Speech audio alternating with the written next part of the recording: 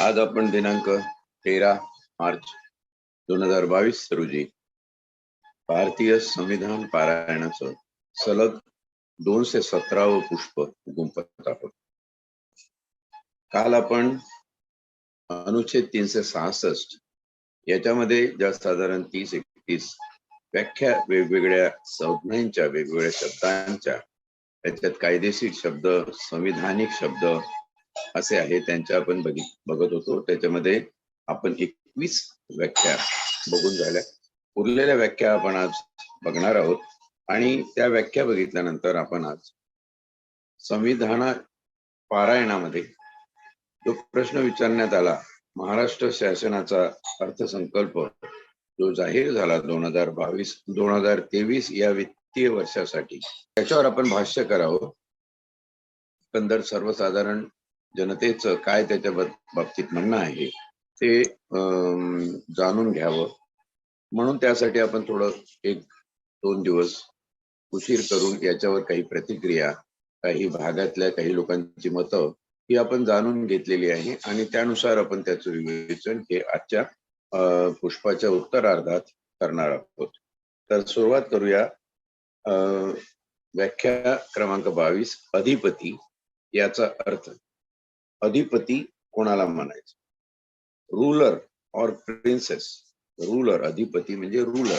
त्यावेळेला रूलर किंवा संस्थानाचे प्रिन्स, संस्थानाचे राजे अशा प्रकारचे संदर्भ होते आणि ते संदर्भ ब्रिटिश राज्य असेपर्यंत होते. ब्रिटिश गेल्यानंतर, संविधान लागू झाल्यानंतर या संदर्भाबाबत काय करावं असा जेव्हा विचार झाला, तर जिथपर्यंत हे लागू होते तिथपर्यंत त्याचा तो अर्थ आणि त्याच्या पुढे नंतर खारसा झालेलेच आणि 1971च्या 24व्या घटने दुरुस्तीमध्ये हे पूर्णतः जी पदावली नाहीशी करण्यात आली. असं रिकॉग्निशन कोणाला ठेवता येणार नाही असं म्हणण्यात आलं, ते आपण बघितलेलं आहे. तर अधिपती या शब्दाचा जो अर्थ आहे तो काय प्रतीत आहे भारतीय संविधानाला, तो आपण बघूया.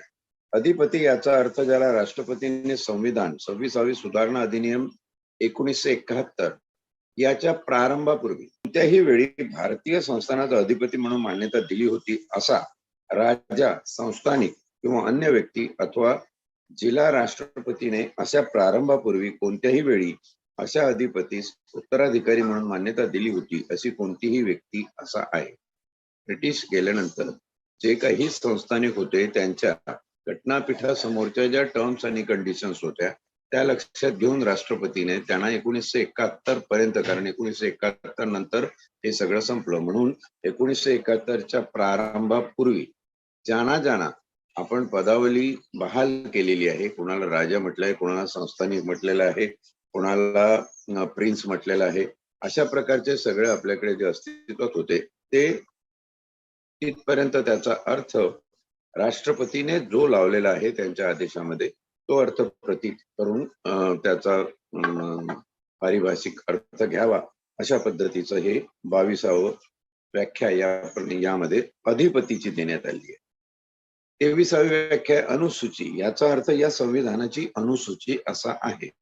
अनुसूची म्हणजे ज्याला आपण शेड्यूल म्हणतो, संविधानामध्ये जे शेड्यूल आपले आहे त्याचा अर्थ शेड्यूलच असा घ्यायचा. आता शेड्यूलला, या शब्दाला एक मान्यता आहे. शेड्यूलचा अर्थ असा की ज्याची दखल आणि संविधानिक दखल ही शासनाने घेतलेली आहे, किंबहुना शासनाने घेतलेल्या त्या दखलेवरून त्या अनुसूचीला संविधानिक महत्व आहे. म्हणजे संविधान जेवढं महत्वाचं आहे, 395 अनुच्छेद आपण जे आता बघत आहोत ते जेवढे महत्वाचं आहे, त्याचाच खालोखाल दर्जा हा शेड्यूलला देण्यात आलेला आहे, अनुसूचीला देण्यात आलेला आहे. कारण अनुसूचीमध्ये छोटे छोटे कायदे आणि नियम दिलेले आहेत, ज्या नियमाप्रमाणे संविधानावर त्याचा परिणाम होऊन संविधानाचा अर्थ किंवा संविधानिक कारवाई त्या पद्धतीने केली जाते. म्हणून शेड्यूल या शब्दाला, अनुसूची या शब्दाला विशिष्ट संविधानिक अर्थ आहे आणि म्हणून अनुसूची याचा अर्थ संविधानाची अनुसूची. म्हणजे ही अनुसूची कुठून तरी वेगळ्या याची जोडलेली नाही किंवा कुठल्या डॉक्युमेंटचा भाग नाही आहे. म्हणजे उद्या कोणी असं म्हणू शकत नाही की ही अनुसूची संविधानाचा भाग नाही, संविधानाची अनुसूची असा लावण्यात येईल. पुढची व्याख्या अनुसूचित जाती. याचा अर्थ या संविधानाच्या प्रयोजनार्थ अनुच्छेद 341 अन्वये अनुसूचित जाती असल्याचे मानले गेले आहे अशा जाती, वंश किंवा जमाती अथवा अशा जातीचे, वंशाचे किंवा जमातीचे भाग अथवा त्याची गट असा आहे. अनुसूचित जातीची व्याख्या करत असतात आपण 340, 41 आणि 42 बघितलं. त्याच्यामध्ये 340 मध्ये जातीचा उल्लेख नाही, 340 मध्ये वर्ग आहे. पण 341 मध्ये अनुसूचित जातीचा उल्लेख आहे. आता अनुसूचित जाती याच्यामध्ये 4 खंड त्यांनी निर्माण केलेले. त्या अनुसूचित जातीमध्ये काय काय येऊ शकतं, कुठल्या जाती येऊ शकतात ते त्या अनुसूचित याच्यामध्ये शेड्यूल कास्टच्या लिस्ट मध्ये दिलेलं आहे. मग तिथे तुम्ही ते बघू शकता. पण या कशावरून निर्धारित केलेले आहे, तर त्याचं पहिलं जे आहे ते जात, हे कुठल्या जातीचा माणूस आहे. त्यानंतर त्याचा वंश.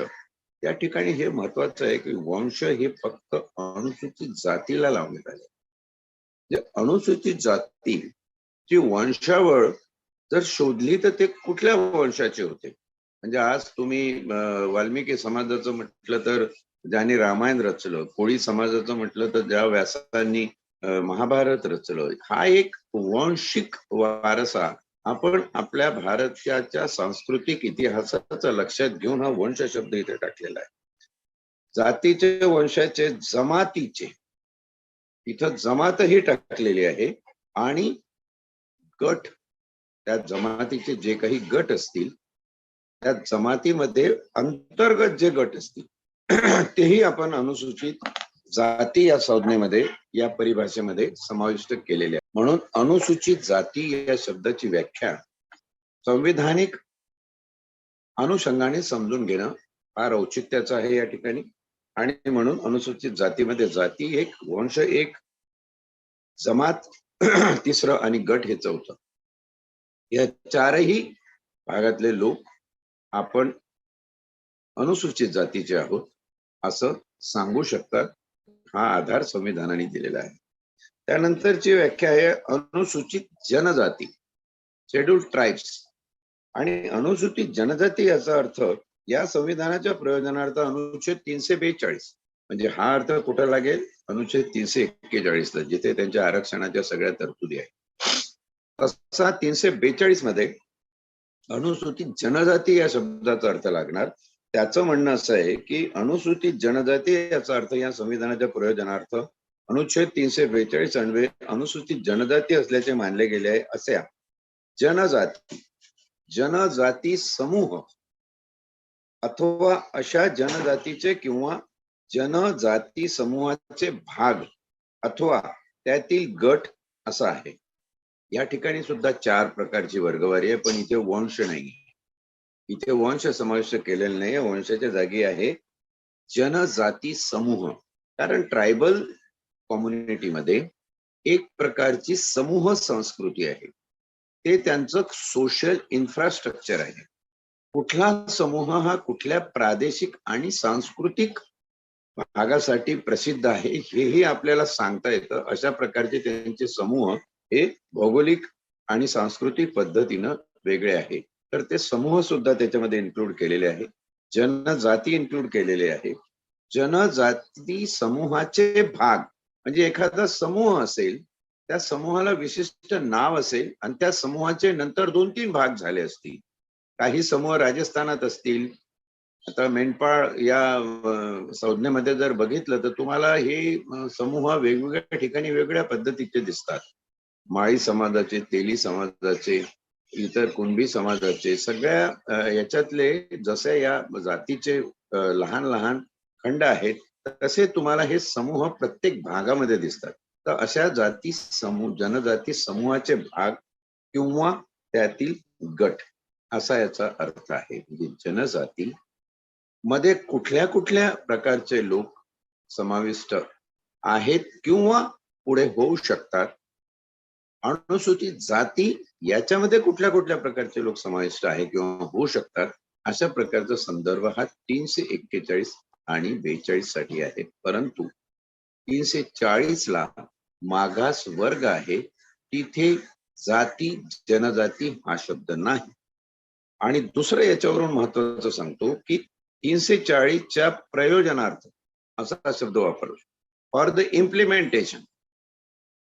341च्या 342च्या प्रयोजनार्थ शब्द वापरलाय, पण 340चा या ठिकाणी उल्लेख नसल्यामुळं 340च्या प्रयोजनार्थ आपल्याला जातनिहाय जनगणना करता येत नाही.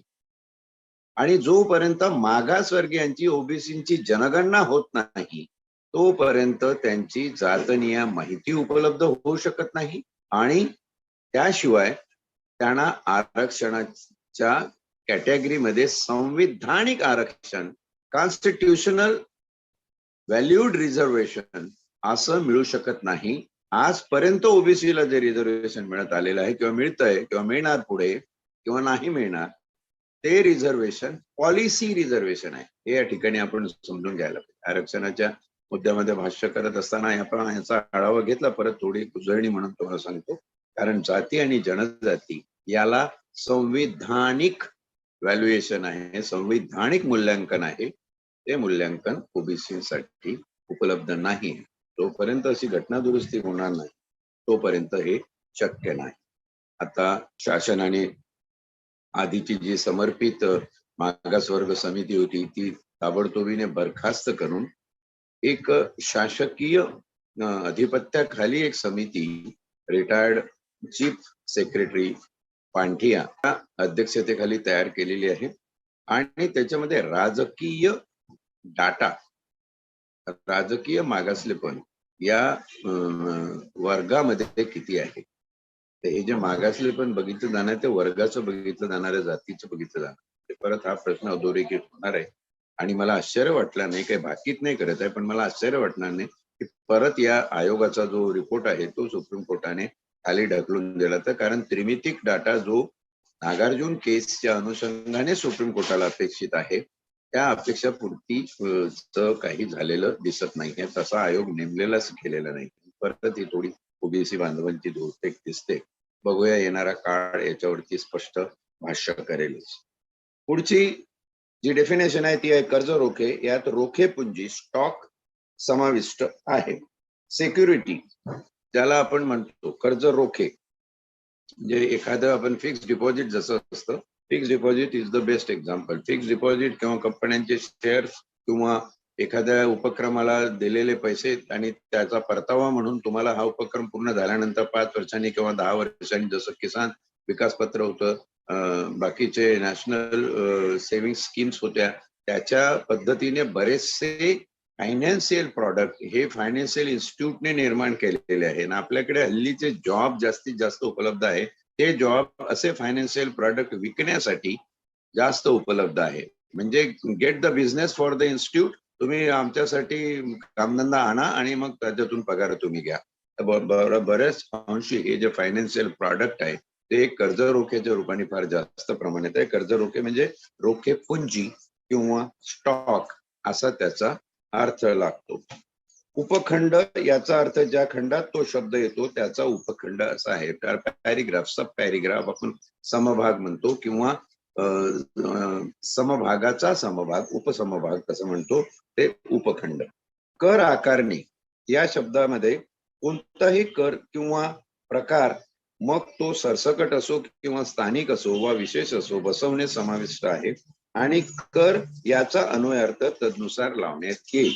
कर आकारणी म्हणजे कुठल्याही प्रकारचा कर जो सरसकट लावला जाऊ शकतो अशा प्रकारचा कर आहे. मग तो केंद्रीय शासनाचा असो, राज्य शासनाचा असो, स्थानिक लोकाधिकार ज्या संस्था आहेत त्यांनी लावलेला असो, की इतर कुठलाही असो. कर आकारणी, जिथे जिथे कर हा शब्द येईल, टॅक्स हा शब्द येईल, त्याच्यामध्ये हा अर्थ संविधानाच्या 366 मध्ये 28व्या क्रमांकावर दिलेल्या परिभाषेनुसार लावण्यात येईल.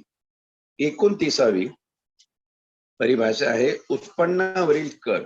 यात अतिरिक्त नफा कराच्या स्वरूपाचा कोणताही कर समाविष्ट आहे. उत्पन्नावर जो काही टॅक्स लावला जाईल, जसं आता आपल्याला कर्ज रोखे घेतलं असेल, आपण फिक्स डिपॉझिट मध्ये काही पैसे टाकले असतील आणि फिक्स डिपॉझिटवर आपल्याला 10,000 किंवा 15,000 20,000 हे एक्स्ट्रा मिळत असतील, 5,000 मिळत असतील, तर जे फिक्स डिपॉझिट आहे, समजा 50,000चं फिक्स डिपॉझिट आहे, त्याच्यावर आपल्याला 5,000 मिळतात, तर 55,000वर टॅक्स न लावता फक्त त्या मिळणाऱ्या 5,000वर म्हणजे कर्ज रोख्याच्या उत्पन्नावर जो टॅक्स लावण्यात येईल त्या कराबद्दल या ठिकाणी बोलल्या जाते. त्याच्यातून काही गोष्टी वगळल्या गेलेल्या आहेत, त्या काय आहेत ते पण आपण बघू. 29 चा एक समभाग घेतला. 29 क, मालाची विक्री किंवा खरेदी यावरील कर या शब्द प्रयोगात मालाची विक्री खरेदी, आपण जेव्हा स्टॅम्प ड्युटी म्हणतो त्याला, किंवा काही प्रमाणात तुम्ही जर काही व्यवहार खरेदी विक्री जे केले असेल तर तुम्हाला त्याच्यावर तेवढे पैसे भरावे लागतात फी म्हणून. तो जो कर आहे, तो जो त्यावरचा कर आहे त्याला मालाची विक्री किंवा खरेदी यावरील कर असं म्हटलं जाईल.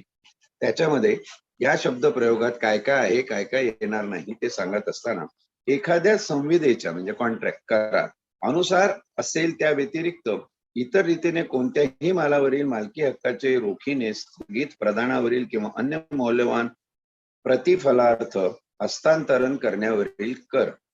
म्हणजे कॉन्ट्रॅक्ट मध्ये, नोट मध्ये, प्रॉमिजरी नोट मध्ये असं काही लिहिलं नसेल, त्याच्यात लिहिलं असेल तर दोन्ही पार्टींना मंजूर आहे तो कर समजला जाईल उत्पन्नावरचा.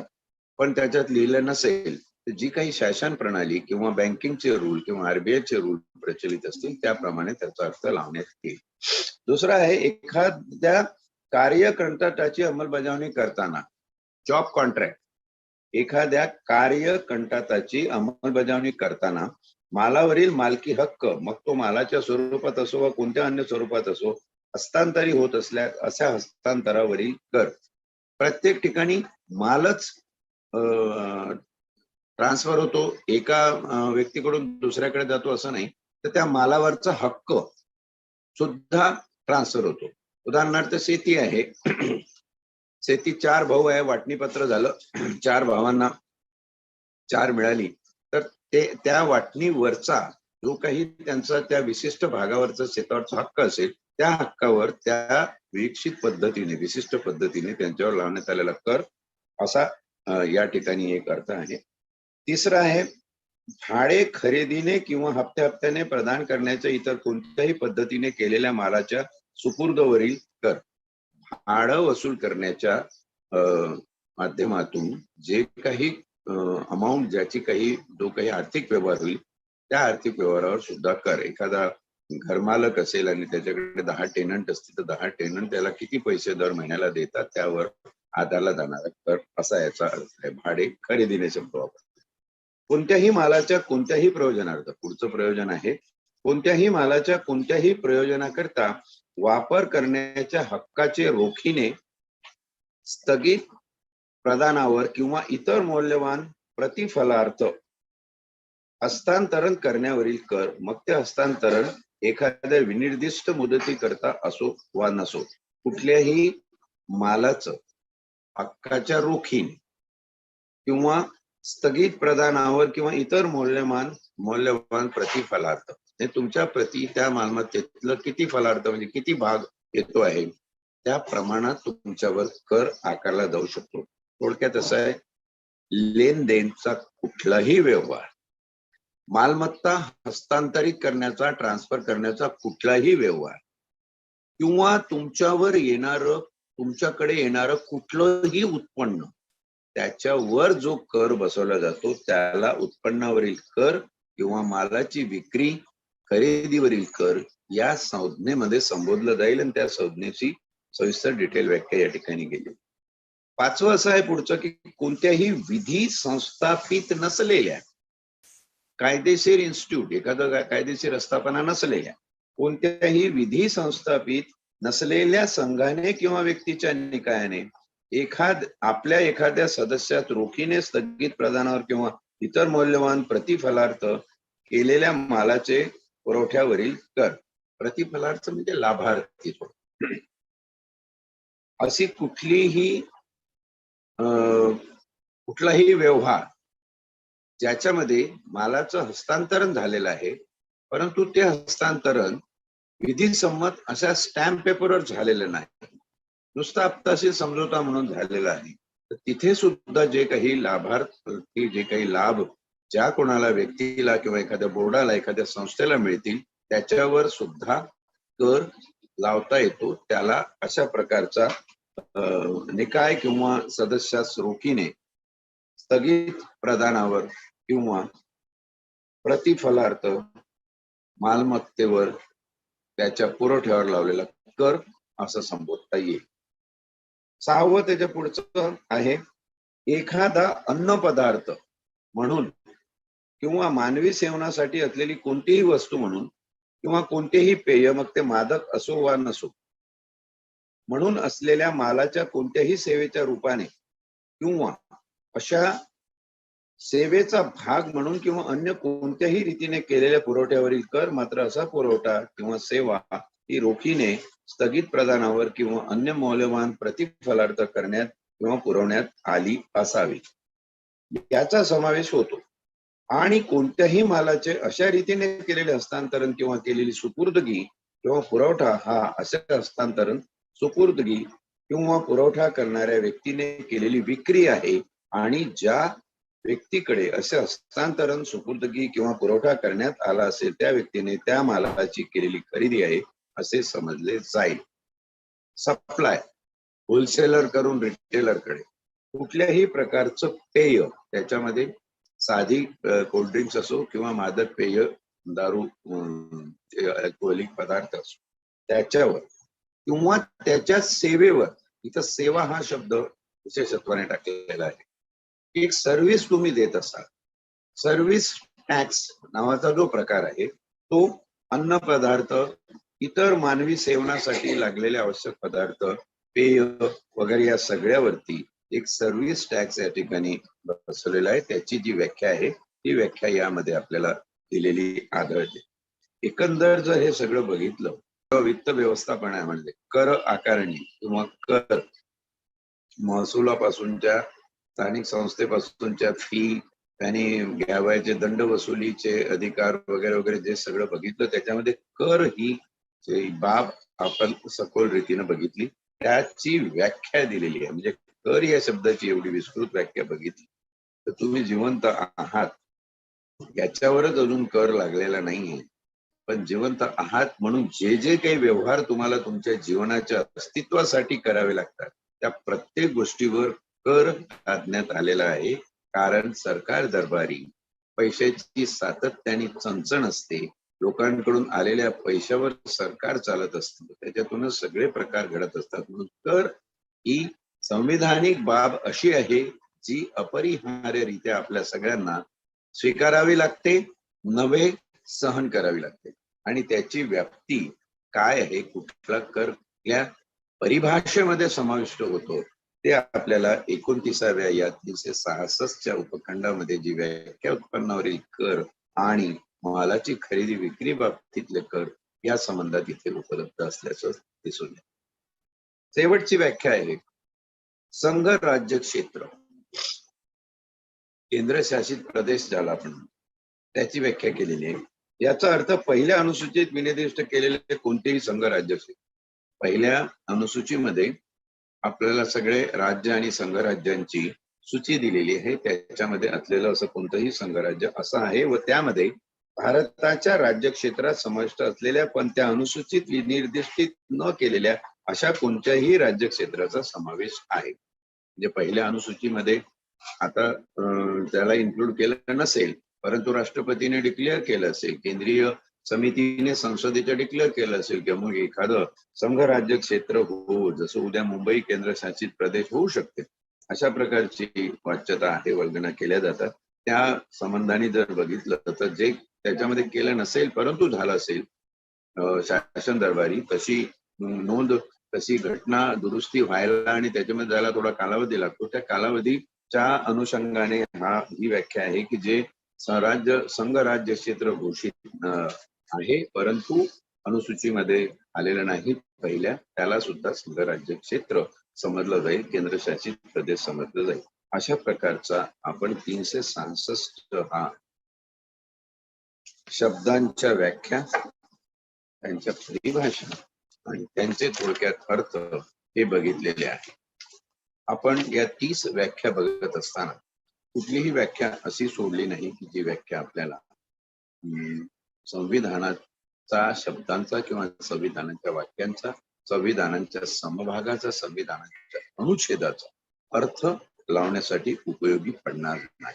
व्याख्या आणि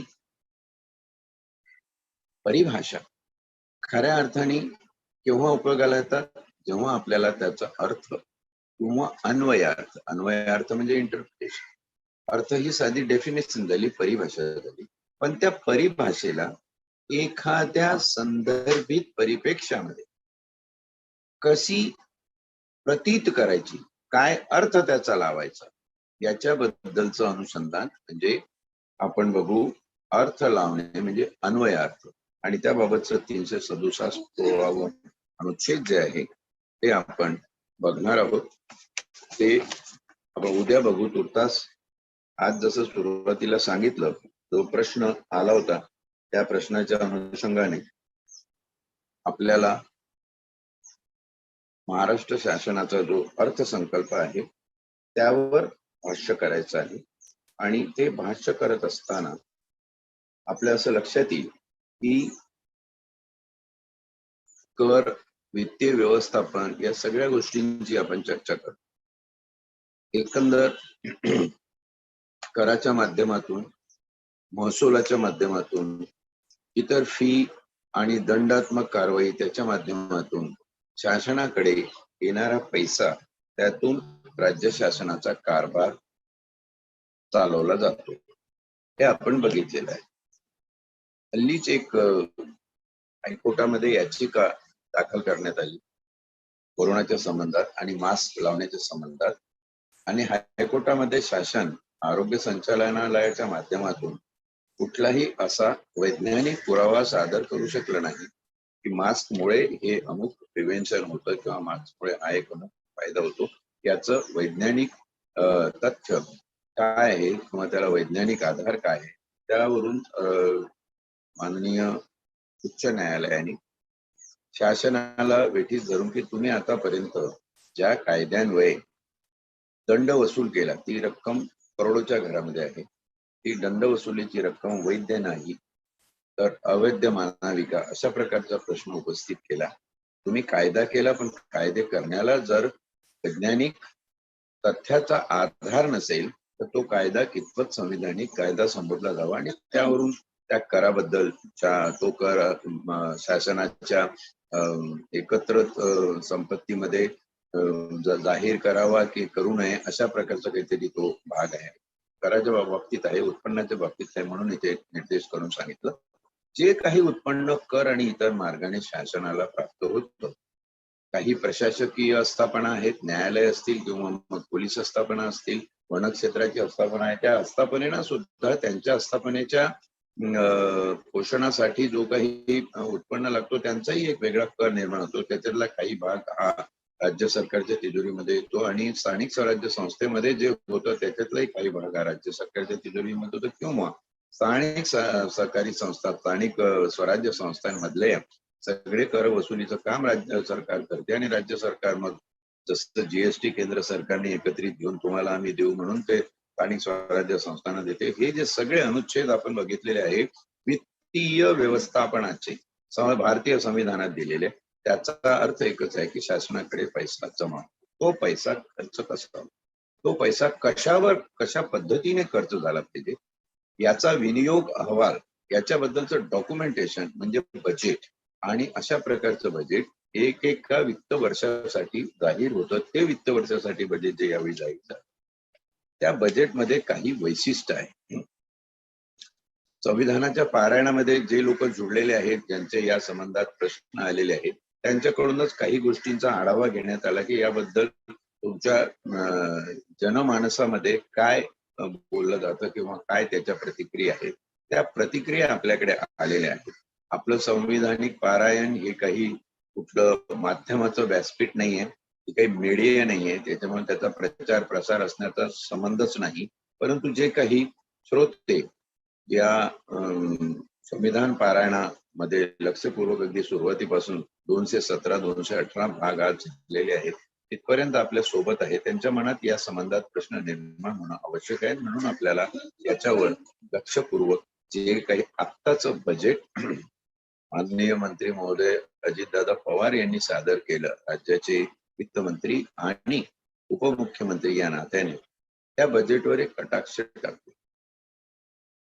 काही प्रतिक्रिया अशा आल्यात की या बजेटमध्ये जो बॅकवर्ड क्लास आहे, मागासवर्ग आहे, त्यांच्यासाठी जी संविधानिक तरतूद आहे, म्हणजे संविधानामध्ये त्यांच्या शिक्षण, सामाजिक, आरोग्य इत्यादी बाबीवर जो खर्च करणं आवश्यक असतो, तो खर्च नुसतं घोषणा केली जाते, घोषणेप्रमाणे तो खर्च फक्त बजेटच्या तिथे दाखवला जातो, परंतु तेवढा खर्च यंत्रणा ही मागास लोकाभिमुख नसल्यामुळे होत नाही आणि तो पैसा परत शासनाकडे जातो, किंवा मग शासनाला आपली कुठल्या तरी प्रकल्पातली तूट भरून काढण्यासाठी असे जे अनुदान आहे ते मागास वर्गांना, SC ST ना, OBC ना दिलेले जातात, ते परत घेतले जातात आणि आहे प्रश्न ते त्यांचे तसेच राहतात. अनुदान परत घेतलं, पुढच्या वित्तीय याच्यामध्ये आम्ही ते टाकू, अशा प्रकारचा संदर्भ सांगितला जातो आणि ते परत घेतलं जातं. तर यावेळी अशा मागास वर्गाच्या विकासासाठी, उन्नतीसाठी काही जास्त प्रावधान दिलेलं नाहीये.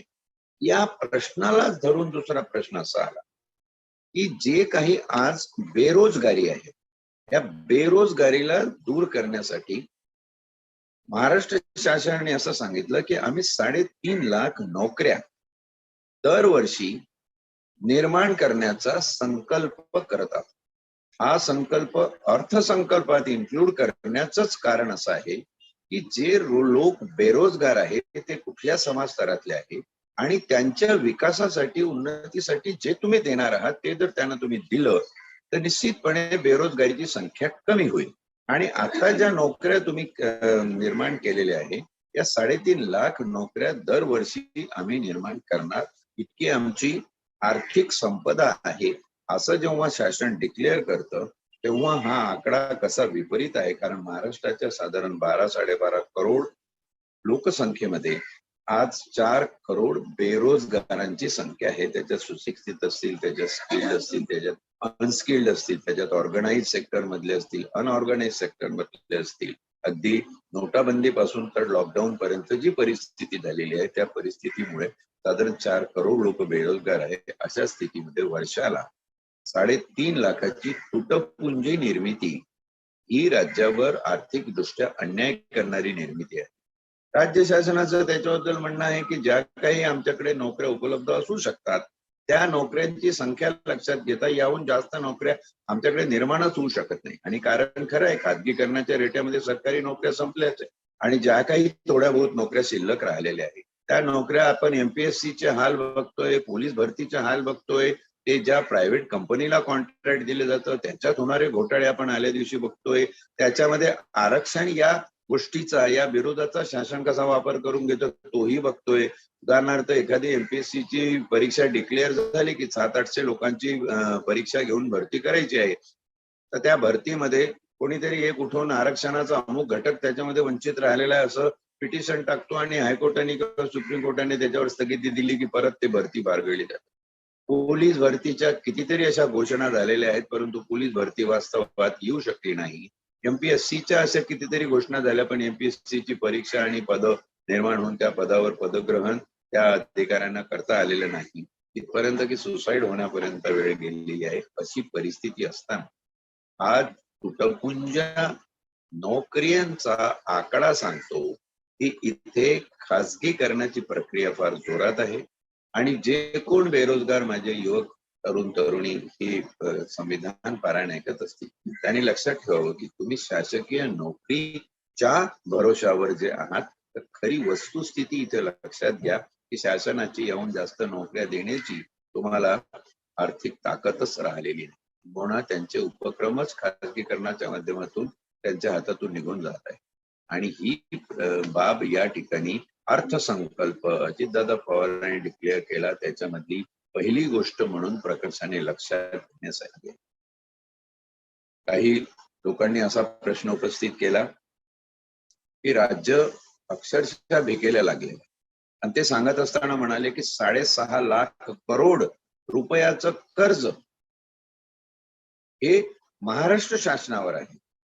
ह्या कर्जाची परतफेड करण्यासाठी किती पैसे जात असतील, आणि ती परतफेड जेव्हा आपण वित्तीय व्यवस्थापनामध्ये बघितलं की कर्ज रोख्याच्या रूपाने किंवा कर्जाचं ऋण फेडण्याच्या रूपाने काही अंश त्याच्यावरती शिल्लक ठेवावा लागतो, खाण्यापिण्यासाठी काही शिल्लक ठेवावं लागतं. एखाद्या कर्जबाजारी माणसाचं घर कसं चालतं तशा प्रकारचं हे घर चालतं. आणि या राज्यामध्ये, या देशामध्ये जो मुलगा जन्माला येतो त्याच्या जन्माच्या वेळी त्याच्या डोक्यावर जर दरडोळी कर्जाचा हिशेब केला तर जवळपास 76,000 रुपयाचं कर्ज त्याच्यावर असतं. एवढा हा करोडोचा महाकाय बहुसंख्याक देश अशा पद्धतीने कर्जबाजारी आहे. अशा देशातलं महाराष्ट्र राज्य जर एवढ्या मोठ्या प्रमाणामध्ये कर्जबाजारी असेल तर तिथे खाजगीकरणाशिवाय पर्याय सुद्धा नाही आहे. राज्याला रेव्हेन्यू आला पाहिजे आणि राज्याचा रेव्हेन्यू हा लोकाभिमुख झाला पाहिजे, ही संकल्पना जवळपास संविधानातली नष्ट होत आलेली आहे, असेही काही लोकांनी उद्वेगाने काढलेले उद्गार आहेत. आपल्याला त्याचाही समावेशक दृष्टीने आणि विवेकपूर्ण बुद्धीने विचार केला पाहिजे की शासकीय कारभार हा कुठल्या दिशेने कुठे चाललेला आहे. ही एक प्रतिक्रिया त्या दृष्टीने महत्वाची आहे वित्त व्यवस्थापनामध्ये. ते आपण काही लोकांनी दुसरा प्रश्न असा विचारला याच्यामध्ये की समृद्धी महामार्गाचा म्हणजे जो नागपूर ते मुंबई या दोन राजधानी उपराजधानी जोडणारा जो महामार्ग आहे त्या मार्गाचा पहिला टप्पा अजून पूर्ण झाला नाही, आणि मग विस्तारित समृद्धी मार्गासाठी आर्थिक तरतूद करण्यात आली. हा काय उफराटा प्रवास आहे? तर याचं उत्तर शासनाकडून असं मिळतं की समृद्धी महामार्ग एकदा सुरू झाल्यावर त्याच्यावर जो टोल मिळेल तो टोलचा पैसा विस्तारीकरणासाठी वापरण्यात येणार आहे. फक्त आम्ही अपेक्षित धरून या ठिकाणी एवढा टोल येईल म्हणून विस्ताराची ती तरतूद केलेली आहे. म्हणजे विस्तारासाठी तसा आपल्या तिजोरीत आज पैसा नाही, तो पैसा टोलच्या माध्यमातून येईल. आणि आम्ही समृद्धी मार्गाच्या समृद्धीकरणासाठी केल्याचा जो आव्हान आहे, तर काही प्रश्नकर्त्यांनी असंही विचारलं की मग तुम्ही समृद्धी मार्गाचा टोलच बंद करा ना, आहे तो मार्ग चालू द्या, नाहीतरी तसा 6 पदरी आहे, इकडे 3 तिकडे 3 असा 6 पदरी एवढा मोठा मार्ग तो आहे, त्याच्या विस्तारीकरणाची एवढ्यात गरज नाही. जेव्हा विस्तारीकरणाची गरज पडेल तेव्हा पुढच्या 2-4 वर्षांनी बघूया, पण सध्या त्याला टोल फ्री करा. जेव्हा विस्तारीकरण लागू होईल तेव्हा मग टोल लावा. तर असं नाही. तर इथं असा प्रकार आहे की बस्ती अभी बसी नाही और लुटेरे आ गए असं जे म्हटलं जातं त्या पद्धतीने सरकारने हा अशा पद्धतीचा मार्ग अवलंबलेला आहे. सरकार जे डिक्लेअर करतं बोलतं त्याच्या मागचा मतितार्थ सुद्धा हल्ली जनतेला कळायला लागलाय, सर्वसाधारण माणसाला कळायला लागलेलं आहे. हे एक फार चांगलं द्योतक त्याचं आहे असं आपण मानलं पाहिजे. एक प्रतिक्रिया आली ती फार वेगळ्या पद्धतीने सांगण्यासारखी आहे, कारण अजितदादा पवारांनी आपल्या आर्थिक संकल्पावरील भाषणामध्ये जगनाडे संत संताजी जगनाडे महाराज सदुमरे यांचं जे क्षेत्र आहे त्याला तीर्थक्षेत्र म्हणून घोषित केलेलं आहे. पण तीर्थक्षेत्र म्हणून घोषित करून तिथं कोणाला रोजगार मिळणार आहे? तीर्थक्षेत्र म्हणून घोषित करून तिथे ज्या कमिटी आणि जे ट्रस्ट स्थापन होणार आहे त्या ट्रस्टचे मालक कोण होणार आहेत? तर हे तीर्थक्षेत्र म्हणजे थोडीशी वैदिक आणि धार्मिक बाब आहे. आणि जे पुरोगामी विचारांचा पुरस्कार करणारे राष्ट्रवादी पवार घराणं आहे त्यांनी हे अशा प्रकारे धार्मिक बाबीमध्ये काही इन्व्हेस्टमेंट करावी जेणेकरून काही पोटभरू लोकांची सोय होईल. सर्वसाधारण जनतेची जर सोय त्यांना अपेक्षित असेल तर त्या ठिकाणी संत संताजी जगनाडे महाराजाच्या नावाने एखादी शिक्षणाची, एखादी विकास क्षेत्राची किंवा एखादी आरोग्य क्षेत्राची संस्था तुम्ही का उभी करत नाही असा प्रश्न विचारलाय. आणि हा प्रश्न मर्मस्थानी प्रश्न. त्यातल्या त्यात अजितदादा पवारांनी संत जगनाडे महाराजांचं एक अभंग किंवा ओवी सुद्धा विधानसभेमध्ये बोलून दाखवली. काही तज्ञांचं म्हणणं असं आहे की जगनाडे महाराज हे संत तुकारामाचे लेखनिक होते.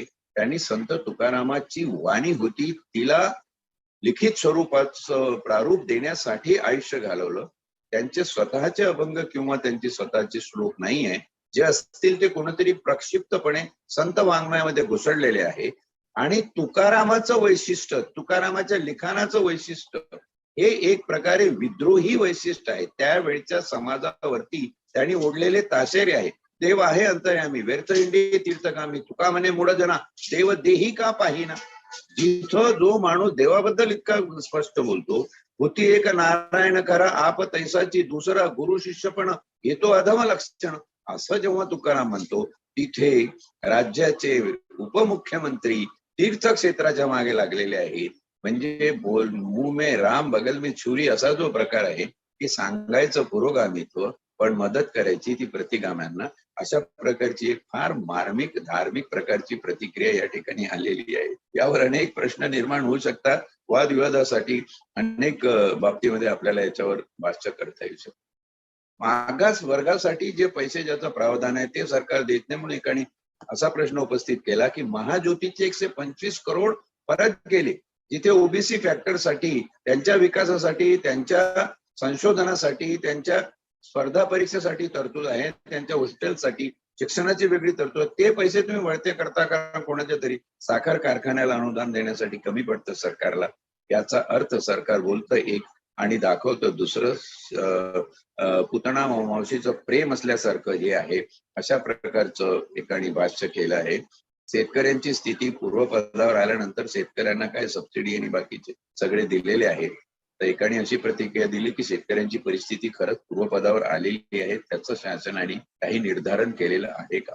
नोटाबंदीपासून तर लॉकडाऊन मध्ये जे शेतकऱ्यांचं अपरिमित नुकसान झालेलं आहे, शेतकरी कायदे अशा प्रकारे आल्यानंतर सुद्धा त्यांचं बाजार समितीने बाकीच्या याच्यामध्ये जे काही नुकसान झालेले आहे त्यांची परिस्थिती सावरली आहे का, त्यांची जी तूट आहे ती भरून निघली आहे का. आणि ते जर निघली नसेल तर त्यांना असं अनुदान स्वरूपी सबसिडीच्या माध्यमातून किती द्यावं, काय द्यावं, त्याबद्दलचं निर्धारण हे स्पष्ट होत नाही. आणि त्यांना जर काही परत तुम्ही कर लावणार असाल, काही पर्सेंटाईल नंतर 50,000च्या वरच्या रकमेवरती काहीतरी आहे ते लावणार असाल, तर त्यालाही एक विवेकपूर्ण तथ्य संबंधित असा अधिकार दिसत नाही, असंही काही लोकांनी म्हटलेलं आहे. आणि सरतेशेवटी असं एकाचं म्हणणं आहे की जो कोणी अलुतेदार बलुतेदार हा 11 पगड शिवरायाच्या रयतेचा भाग आहे, त्यांच्यासाठी हे बजेट नाहीये. हे बजेट उच्चवर्गीय अभिजन धार्जिणे आणि विशिष्ट लाभार्थ्यांना लाभ देणार असं बजेट आहे, अशा प्रकारची एक टीका याच्यावर आहे. आपली माध्यम या टीका विचारात घेऊ न घेऊ, पॉझिटिव्हिटी बजेटमध्ये निश्चितपणे आहे. त्याच्यावर वेळ मिळाल्यास आपण पॉझिटिव्हिटीवरती पण बोलणार आहोत की जी काही परिस्थिती राज्याने भोगली आणि जे काही जीएसटीच्या बाबतीत झालं, राज्याचे काही पैसे मिळाले नाही किंवा राज्याचं सातत्याने आर्थिक घसरण चालू आहे, त्याच्यामुळे सावरताना कसं सावरावं असा जो घरातल्या कर्त्या माणसाकडे प्रश्न पडतो, तसा प्रश्न शासनाला निश्चितपणे आहे. पण ही जी परिस्थिती आहे ते सुद्धा तुम्ही शासक म्हणून इतकी वर्ष या प्रणालीमध्ये प्रस्थापित राज्य सत्तेमध्ये असून जर आली, त्यासाठी कुठेतरी आपण स्वतः जबाबदार आहात. आणि ही जबाबदारीची भावना संविधानातली नैतिक मूल्य म्हणून आपण स्वीकारली पाहिजे, एवढीच आग्रही विनंती शासनाला या ठिकाणी करतो. आणि आज वेळेच्या अभावी इथेच थांबणं पसंत करतो. यावर काही प्रश्न असतील तर निश्चितपणे उद्या त्यांचा आढावा घेऊ, नाही तर उद्या घटनेचा अनुच्छेद 367 अन्वयार्थ या विरोधाखाली अर्थ लावणे त्याचं आपण विवेचन करूया. तोपर्यंत धन्यवाद.